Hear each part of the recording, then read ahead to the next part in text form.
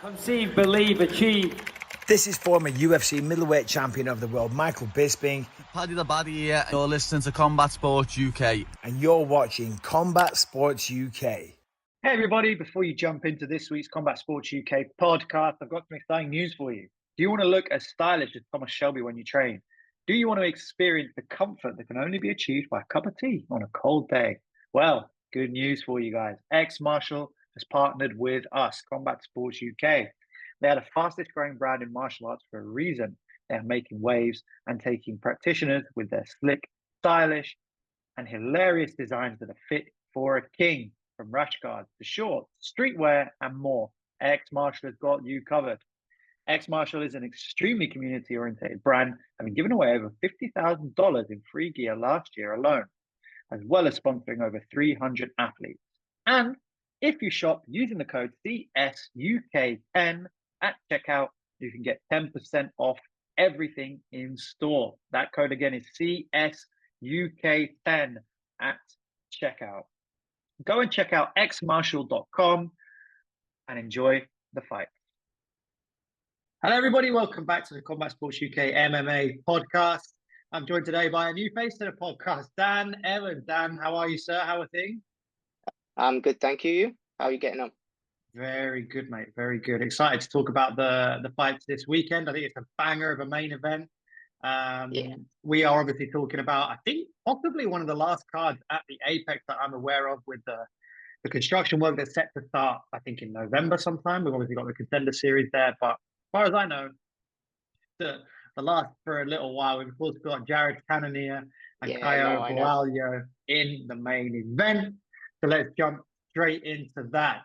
Jared Cannonier coming off a loss to Nazardine Imavov by punches in round 4, and Caio Borralho coming off a win against Scotland's own Paul Craig. Cannonier ranked currently at 5, and Borralho ranked at number 12. So very much a big fight for Borralho. What are your thoughts about this fight straight in as we go, Dan? So I think for Borralho, this is by far his toughest to date. Cannonier is a level by competition that he's faced so far. Obviously, in the UFC now, he's 6-0. Like, you know, he's due a test. So I think Cannonier is the right man, and I think he might have actually got him at the right time. Mm-hmm. Cannonier's just turned 40. You know, he's been a bit win-loss, consistently inconsistent, which I think can be said about new fighters on this card, to be honest. But I think Borralho, I think this is an opportunity for him. The gym he's at now is red hot. I mean, it's one of the best gyms in the game. So I think him and the Fighting Nerds I think they're due for a big performance this weekend. Yeah, this one looks massive for Borralho. I mean, do you think it's as simple as this is kind of a bit of a layup for Borralho? I mean, Jared Cannonier is a very a wily veteran, isn't he? You mentioned obviously the 40 years old there. But his last decent win was Marvin Vettori well over a year ago now. They cancelled out with the Elite, and obviously then that loss to Imavov. So, yeah, I mean, do you see it as that straightforward, or what do you expect from the killer gorilla Cannonier? So I think it's one of those with Cannonier. It does seem to be what sort of mindset he's in. He seems quite a cerebral fighter. He's always talking about his cruels, and you know, he's quite a stoic, and he's quite an intense interview for some people from what I've seen. Again, it's one of those, how much fire is still left in him at 40 years of age. He's fought Israel. He's fell short. You know, he's fought other fighters falling short. A win over Borralho, state where the middleweight division is at the moment, it really needs to be a first round knockout, to be honest, to really land himself back into I deserve a title shot. I don't see a first round knockout at all for Cannonier. I think if anyone's getting anything, it could be Borralho, and it could be a submission, because I've seen Cannonier give his back quite a few times getting up from those takedowns. I think that's an opportunity for Borralho. But yeah, Cannonier, I mean, we haven't seen Borralho go 5 rounds. This is his first main event. That could be an opportunity for Cannonier at 40 years of age. How can you go at a high pace, which Borralho you win? So Yeah, and we might have seen the beginning of those weaknesses really against Imavov. I think Imavov came in Exactly. there off Yeah. the Dolidze performance. He looked okay against Dolidze, but then this fight against Cannonier, yeah, we might be seeing a little bit of a passing of the guard. I mean, the gents that I talked about, the title picture obviously at the Yeah. top of middleweight with Izzy losing to Dricus. I think there is a need for some fresh blood up there, and your likes of Imavov, who's obviously booked to fight. Is he booked to? No, he's not booked to Alan, fight. He is booked I to think fight, I right? think yeah, he's Brendan Allen. I think it is Yeah, on the Paris your card. Paris Cup. Yeah. Yeah, yeah, on the Paris card. So he's obviously up there. You've obviously got Borralho here as well. A couple of other fellas coming in real hot at the back end of that middleweight division.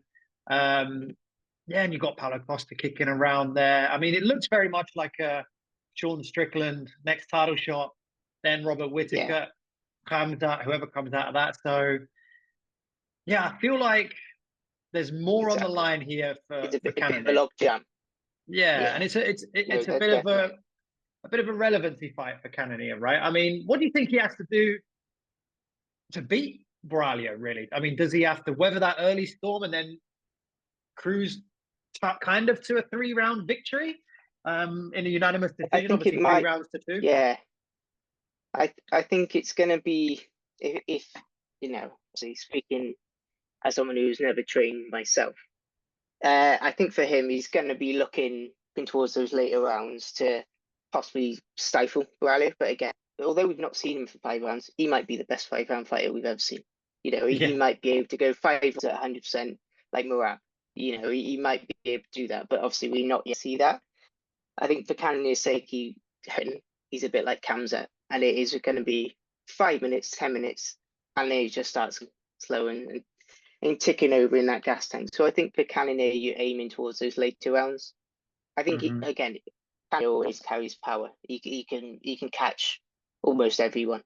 So I think he's always going to be that threat of the knockout. But if I'm Cannonier, I'm looking at Borralho, right? You 3 rounds, you've done that, but this is your first 5-round fight, and I'm looking to take you deep waters.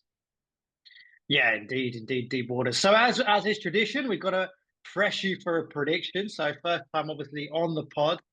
I think Brandon did pretty well with his 205 prediction, especially the Dricus Duplessis wrestling game plan. So, what are your thoughts, mate? Where are you going for this main event? I think the moments with Borralho, I think fighting is on fire, and I can see another win and possibly a title shot, depending on the man of the victory. Now, like you said, Strickland's going to get the next shot, whether we like it or not. Whittaker, Chimaev, that is going to, if it does happen, of course, I don't know if it will. If that does happen, the winner of that then is just next title shot after that. So if Borralho and you do get that win here, well, my advice with him would be steady, because I don't believe that Whittaker Chimaev fight is going to materialize. So if he's ready, then opportunity to step in. Hopefully, he performed a bit better than Aliskerov did when he stepped in. But if I Borralho, it's a case of getting a victory here in impressive fashion, which I think he will do, and I think it might be. I do feel like a finish there, but I'm gonna go submission 3rd round for Borralho. Okay. Yeah, I'm going to go the same, but I think it's going to be a knockout. I think he's going to knock Cannonier out in the 3rd round, so a finish, and he kind of puts his name up there. Taking us into the co-main event, number 9 ranked women's strawweight, Angela Hill going up against number 11 ranked Tabitha Ricci. Hill coming off a 2-fight win streak after dropping a decision to Mackenzie Dern. She beat Denise Gomez by unanimous decision, and then Luna Pinheiro by mounted guillotine choke. Tabitha Ricci is coming off a win as well, a split decision over Tisha Pennington, formerly obviously Tisha Torres, and the loss before that against Lupita Godinez. I mean, this is an incredibly competitive division. You've obviously got Tabitha looking to get into that top 10, and then Angela fighting down to protect her ranking. I I always quite enjoy Angela Hill fight. Like I like Yeah, her style. I like the way she fights. She's always pretty good yeah, in the media and stuff. And Tabitha no, Ricci, very yeah. similar, also very technical. She's got an interview on the channel, so please do go and check that out when you've finished up with the pod. But how are you seeing this fight going, mate? So, like I said, I've seen Angela Hill has been around for however many years, so long. She's 25 UFC veteran. So out of in across the whole roster, she's probably one of the most experienced fighters still in, and she's still fighting at a good level. Like I said, she's back-to-back wins now. A little bit of momentum behind her, but again, she is in that position where she will be down in the rankings, a lot like Neil Magny that we're going to speak about later on. Yeah. And I think, like you saw in one of the last fights when she did fight Pinheiro, it was an opportunity for the Brazilian, and I think it's a similar opportunity for Richie. Now, I think Richie is above a level of Pinheiro, and she is going to be a lot of a test for Angela Hill. Now, if you beat Angela Hill, you are that level. You are due to get into that top 10. Like I said, Mackenzie's beaten her.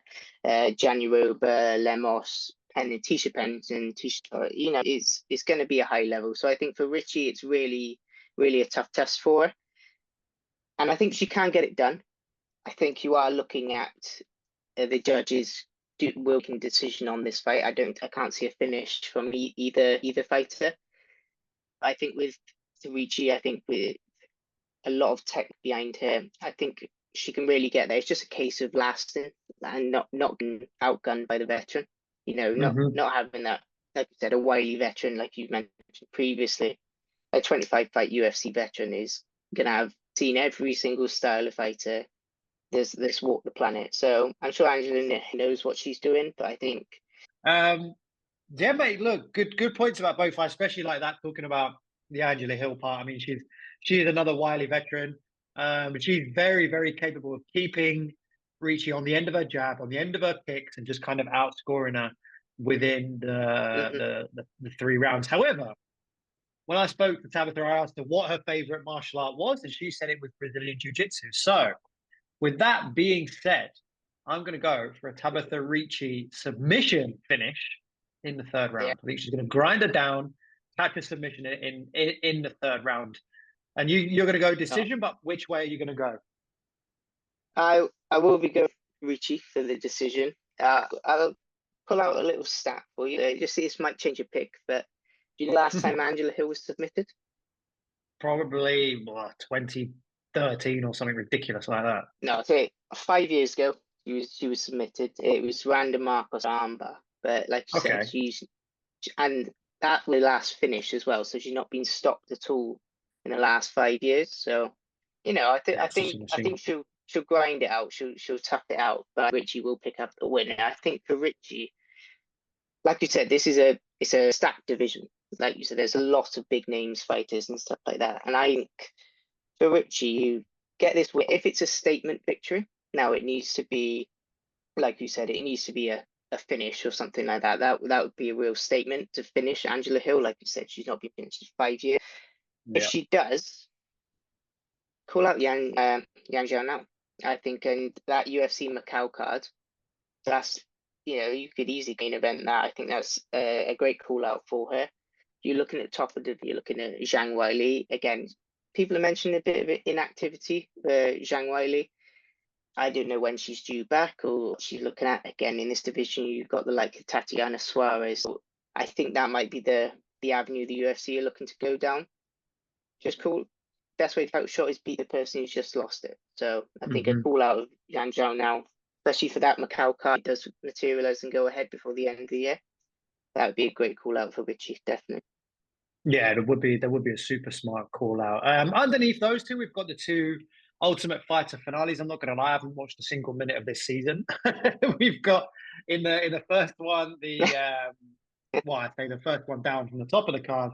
In the middleweight final is Ryan Loder, who won his ticket to get here, so to speak, by unanimous decision over Omran Shaban, and Robert Valentin, who won his fight by submission in the first round. He defeated Paddy McQuarrie, not the Paddy McQuarrie that you usually see on Combat Sports UK at events, but Paddy McQuarrie, the fighter. And then in the second one, we've got the featherweight, all obviously chasing Ilya Taporia, Khan Olfley, and Myron Santos. I mean, I'm going to throw over to you, mate, and hope you've seen more of the Ultimate Fighter season than I have, or at least have seen more of these gentlemen than I have. Well, again, it's dipping in and out. It's one of those. There's nothing else on. I'll have a look. I'll see what's going on with the Ultimate Fighter. So, like I said, I've dipped in and out. But to be honest, the star of the whole series, I think, has been Robert Valentin. He has been every highlight you see of the series, he's in it somewhere. So I think he's really here to make a name for himself. And I think the two fights he had on the fighter were quite vicious. Like I said, the first fight he had was over Janis Bakar from Cage Warriors. So an elbow knockout within the first 20 seconds. It was vicious, definitely. I think he's someone that is really built for this, and I think Ryan look, he's an all-American wrestler. Unanimous decision here, unanimous decision there. I don't think he's built for this, and I think Valentin can really make a stake. I'm looking at a first round finish for him, definitely. Wow, you really think he's going to go in and put on a show then, eh? Oh, definitely. Yeah, no, and I think his submission victory over Paddy McCrory, I think, was impressive as well, because he can come across as quite rash. In his fighting style, he is quite abrupt in swings and back and flanks. So with Paddy McCrory, he did rock him. So he has been rocked, and he still was able to recover and then pull off a great small little armbar submission as well. I think he's got a varied game, and I think he's going to be far too much for Loader. So I expect to stay. Okay. And how are you seeing the featherweight fight going down? So that's the Khan Olfley and Myron Santos fight. So a Turk versus a Brazilian. Not too many Turkish fighters that I can remember in the UFC. Gokhan Saki obviously being one, but he kind of disappeared into insignificance, didn't he? But yeah, how are you seeing this one, mate? So I think with Khan Olfley, I think, again, if you're looking at the featherweights on the Ultimate Fighter, I was tuning in mainly for Nathan Fletcher, who we will come to speak about later in the episode. Obviously, his first fight was Khan Olfley, so I paid close attention to that, and it's Khan Olfley who came out with a decision victory. So later on in the series, you do find out that Nathan Fletcher actually did fracture his leg in the fight. So I think it was competitive still. So I think if Khan Olfley is at the level of Nathan Fletcher, and out of all the featherweights that I've seen on that tough series, I regard Nathan Fletcher as the best of all of them. If Khan Olfley is on that level, then I think even though Santos, I believe his record is about 13-1, out of all the featherweights, I was most impressed with Khan Olfley. I think Myron Santos, like I said, there's talent there. I think it was seeing him miss weight on tough was quite surprising to see. It should be a pretty professional environment. He should be making the weight there. Like you said, I think Comfley, is going to have too much for him, and I think he'll stifle him. He's, like I said, a Turkish Australian wrestler. He's quite skilled all over the, all varies. So I think he's going to be too much. I can't see like a finish. I see that with Robert Valentin. I believe it's going to be a decision probably for Khan Olfley. And then he'll move into the featherweight in the UFC, which is, like I said, another rare division. I can't see anything near the rankings anytime soon for him. You don't see that very often with people coming out of tough. Definitely, I can see him moving into the rankings, and obviously we'll hopefully look to see him progress through. Like I said, many Turkish fighters, there's very few of them. So, like I said, for Turkey, it's one to watch, I think, definitely. All right, and going into our second fight on the main card, it's quite a big main card this weekend. 16-0, Michael Morales jumps back in the octagon against the, what do we call him, the perennial, I don't know, gatekeeper, I guess. That is everyone's favorite gatekeeper. Everyone's favorite gatekeeper, yeah. Neil Magny. Last time out, obviously, Magny pulled out that ridiculous comeback, if I remember it rightly, against Mike Malott over there in Canada. Malott, a very strong favorite to go through Neil Magny, but he picks it up with, I think, 15 seconds to go. of round Mhm. number 3, and I know he busted a lot of accumulators that night. But Michael Morales, as I said, 16-0, a hell of a record there. He is currently 4-0 in the UFC with 1 win on the Contender Series as well. Last time out, a win against Jake Matthews, a unanimous decision. Similarly against Max Griffin, and he also finished Adam Bugit, believe it or not, two years ago. So it's kind of been a steady rise for Michael Morales, but I have to say I am pretty excited to see how he gets on about Neil Magny. But the question is, and the question I'm going to put to you is Neil Magny going to play spoiler to yet another rising contender in the UFC? I mean, you'd be silly to pick against him. He's done it countless times before. But I feel like I am going to pick against Neil Magny, and I think Michael Morales will get this done, and he might finish him. So I think, I think this is a moment for Michael Morales to really step up.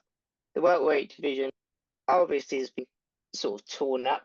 The grip was destroyed in July with Bilal Muhammad, unfortunately, sleeping his way through Leon Edwards. I was in the state of that, and I wish I wasn't. So we'll move on. So yeah, you're looking at Nick Matthews, Max Griffin, his last two pushes for Michael Morales. Again, dominant unanimous decisions. Advocate was the last finish for him. He said 2 years ago now. He's due another finish. Whether that comes at the cost of Neil Magny, I don't think so. I had a feeling about a finish, but I think Neil Magny's just he's got 40 fights in his career. He's one of the toughest tests for anyone. I think if you do finish Neil Magny, you're looking at something special. Gilbert Burns, Shavkat Rakhmonov, Ian Gary didn't finish Neil Magny, and I believe Ian Gary is a far better striker than Michael Morales. So you're probably looking at a decision for Michael Morales. And I think it might be dominant, but again, you feel stupid if you're going against Neil Magny. He's done it so many times before. I'll go Michael Morales, but not confident. When Neil Magny is into that deep second round and he starts picking up the pace, Morales is slowing down, I will be thinking, right, was the wrong pick. And I could see 29-28 Magny, but I'll stick with Michael Morales. I hope for striking masterclass, but Neil Magny is a very tough test and by far his toughest yet today. Yeah, exactly. I think you hit the nail on the head there. If you're Michael Morales, you've got to win at least deep into that second round, just to make sure you've got those first 2 rounds in the bag, because you know Neil's going to come back once he's felt his way into the fight and make it ugly towards the end. So, I mean, I can see Michael Morales doing that. I honestly think he's good enough. I think he's got the cage intelligence from the fights I've seen of him before, and I really like him. Like he showed that he is able to get these decisions across the line in his previous few fights. Obviously, Jake Matthews is kind of similar to Neil Magny, but not on the same level, but still similar test. The Max Griffin one as well is a good one. So yeah, I'm going to stick with you. I'm going to agree. I think Michael Morales gets this done by unanimous decision. So first fight opening up the main card is a gentleman who just he just cannot seem to get it together against, I guess, another kind of veteran of the UFC. So we've got Edmund Shabazian, who's finally coming off a win against AJ Dobson and a finish in the first round as well. And Gerard Meerschaert coming off a win against Brian Barberena. So a bit of a vet victory there. Previously to that, he'd lost to Andre Petrosky and Joe Piper, both by finishes in round 1. I feel like this is a really fascinating fight, especially for Edmund Shabazian. Definitely. I think Gerald Meerschaert, again, consistently inconsistent. It's win, lose one, win one, lose one.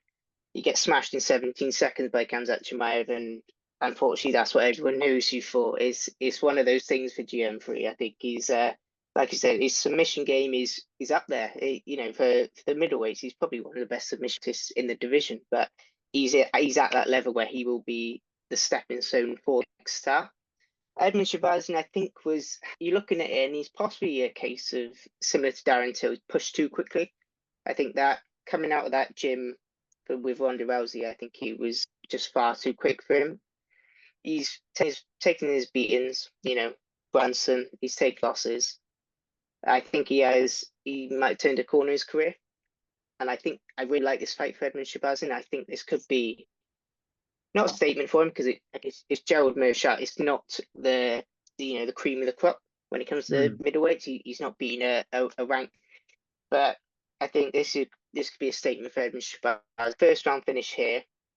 Nice cool out then. After nice bit of work on the mic, I think we're back on the Edmund Shabazzian chain. But it needs to be something special, I think, against, Meerschaert. You could be grinding out sort of a 3-round, and you might like a slugfest to get a fight of the night, but I think you're probably looking at featherweight's card for a fight of the night. So I think, you've got to get a first round finish if you're Edmund Shabazzian to really cement yourself back on the train and push forward towards those 185 rankings. Yeah, I would tend to agree. I do think actually, like for Edmund, I think it's just get the win, get those back-to-back wins. You've got an impressive first-round finish in the last fight. Meerschaert could be a tricky one if you don't play it right with his kind of veteran style. There's a bit of that going around on this card, by the looks of it, actually. I know, yeah. So I think this could potentially be very, very tricky for Shabazzian if he makes it for himself. He does tend to have a habit of, when he goes out in that first round, he gets to finish or he loses, basically. Like that's essentially what happens. So, as much as I want to see that from Edmund, because I like his style and I like how he's kind of changed things up and managed to come back from the lot. And if you look at the guys he's lost to, Anthony Hernandez, Nazardine Imavov, Jack Hermansson, Derek Brunson. No, I know. These are top 15 dudes, right? They're all these wins have aged really well. Especially the Imavov one. I mean, you look at what that guy's doing now, right? We talked about him earlier. So exactly. So it's a good one for him, and I think he's got to navigate it. Try, if you can't get that finish in the first 30 seconds a minute, Steve, calm down, control the fight, show your skill set a little bit, and just get over the line, get that second. Because the last thing you want to do is start bouncing, like we mentioned with a couple of guys earlier. Don't start bouncing between wins and losses. So. That being said, I'm going to go for a Shabazzian first round finish. That is what I'm going to predict. Yeah, exactly. Yeah, no, I'm expecting the same thing. I do think Shabazzian's going to have far too much, I think, on the feet. If it hits that, then there's problems. There's serious problems, and I'm Edmund Shabazzian. I'm panicking, so I'm trying to get as quick as possible. But I think he can piece him up on the feet. I expect a first round finish.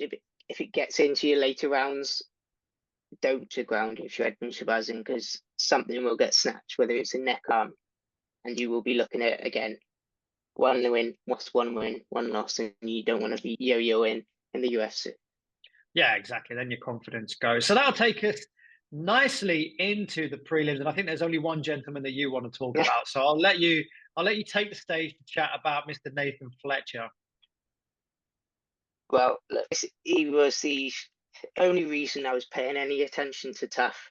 I mean, coming out of Cage Warriors, again, I think Cage Warriors is the best proving grounds for the UFC. I think it is an excellent talent base. You look at it now, you just had George Hardwick have his title fight, and now September, I think George Hardwick is someone, again, that should be in the UFC.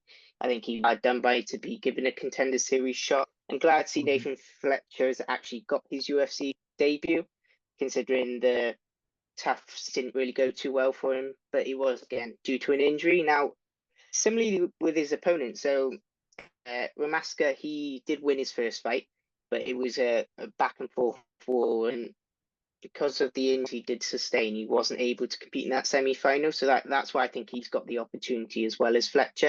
I think it's a nice position card, nice and early on. Nathan Fletcher can really express himself, and I think this is a potential bonus here for Nathan Fletcher. If he can really get something finishally, he's definitely picking up 50 grand. And what more could you want from your debut? Hey, it could well be. It could well be if he goes there and does what he does. I mean, anyone that comes out of that gym is exciting. There's There's no doubt about that, and I'm sure Nathan Fletcher's going to step up to this opportunity. What, if anything else, jumped out to you on the prelims? I quite like the featured prelim that is Bazooka against Francis Marshall. I think that's really well matched. That could be a very exciting fight there at featherweight. But what else jumped out to you, mate? So, like I said, I do like the featured prelim. I think Bazooka the gym he's in, I think, is one of his best assets, to be honest. I believe he's with Ray Longer. I think he's with Marab and Aljamain and stuff like that. So I think the talent he's with is only going to make him better. Some Francis Marshall, just looking back at Bazooka's losses at Sean Woodson and Jamal Emmers. When I'm looking at Francis Marshall, I'm not seeing quality. So I think Bazooka can get this done. Marshall is back-to-back losses. He's not fought over a year. Now, this is a short notice opportunity for him. Whether he's ready or not, that's another. So I think Bazooka can get this done. I think this is going to be a good opportunity for him. Whether he can get that finish or not, that's for him to decide when he gets there. But other than the featured prelim, I'm looking very first fight of the night, to be honest. So got Chinese fighter 5-0, Kong Wang. She is 5-0, like I said, undefeated. She is fighting Victoria Leonardo. Now, you look back and you think 5-0 coming out of China is not going to be much there. There is actually a win over a former UFC champion in that, title. So she has beaten Valentina Shevchenko back in 2015 in a kickboxing fight. So that's probably the only real thing that's going to get mentioned on that broadcast. She's walking out. So yeah, she has got a win over Valentina Shevchenko, and I think, like I said, the striking is going to be there. She's a former kickboxer, and I think Victoria Leonardo, she's not UFC level, and I think this is a real opportunity for a statement. Now, I mentioned the UFC Macau card earlier on. I think a big victory here. I'm screaming to get onto that card as a Chinese native. So I think that's a big opportunity for a big finish there. But again, it could be again standard precision for Kong Wan, but I can definitely see her putting on a good performance with Victoria Leonardo. The rest of the prelims, again, you've now one or two fighters. Borshev is always in mental fights, so you're probably going to see some highlight from him on the Combat Sports UK page. Zach Reese as well, 7-1. I think he can put on a good performance as well. Jersey Medina is not too ready, I think, for the UFC level. So I think Zach Reese is again your potential finish watch on this card. Yeah, and just one thing actually to add there about Wang. She is a fighter from the road to the UFC. You can only speak to John Boguslavski to know that he's sick about me talking about the road to the UFC, because I really do enjoy that show, and that's something I watch whenever it's on, and I like a lot of the prospects that come out of there. So yeah, that's definitely one to watch for me as well. That'll be quite exciting, and they'll probably try and build her up quite well. So overall, that's the card. Some very interesting fights. It's a shame it's in the Apex as always. But hopefully it's not with us for too long. So on that note, Dan, thanks very much for your time, mate. It's been a pleasure having you on. You'll be a regular face back again soon. Pods. Yeah, definitely back again soon. Thanks for watching, everybody. That's us for this week. We'll be back next week to review this card, talk about all the comings and goings and what's been going on from this card, and look forward to what's next. All right. Thanks, everybody.